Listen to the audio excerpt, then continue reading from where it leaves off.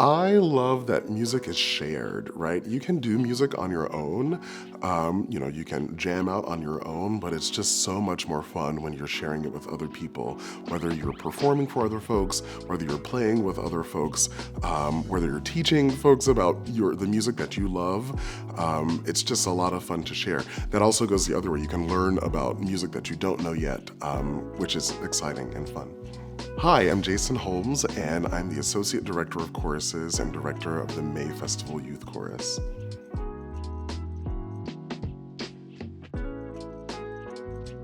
I started in public schools music programs in Ridgeway, Virginia. I had some really caring music teachers and that really kind of lit a spark in me about music and kind of saw the spark that was already there and gave me opportunities to shine.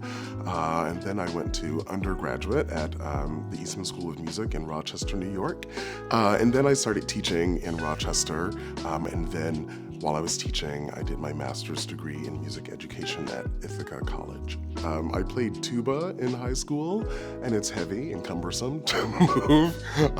I also played piano, and I don't remember not playing the piano.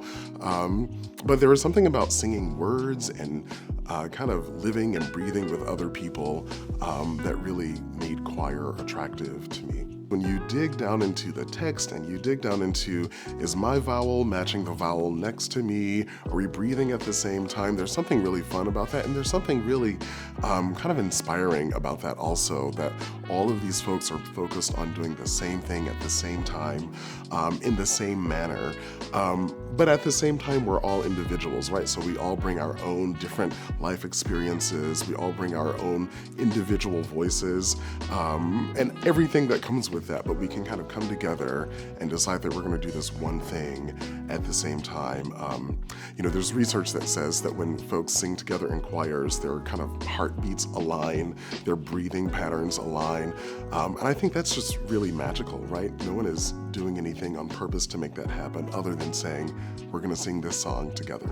I love that as a musician, I get to kind of take all of the feelings in the world, all of the thoughts in the world, and kind of put them into this art form that excites so many people in different ways.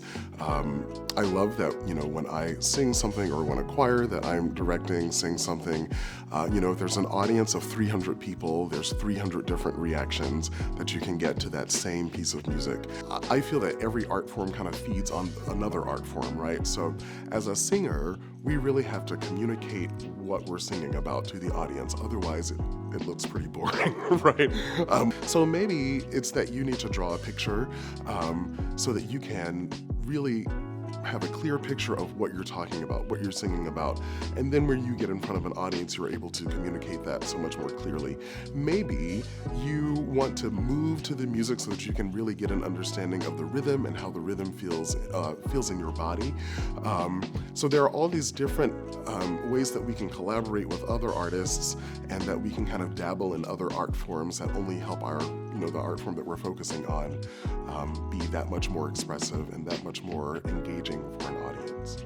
The world of music is vast, so my advice to someone starting out in music is listen to all the music you can, perform all the music that you can, try all the instruments you can, try all the different singing styles that you can, because there's something that will fit what you are looking to do.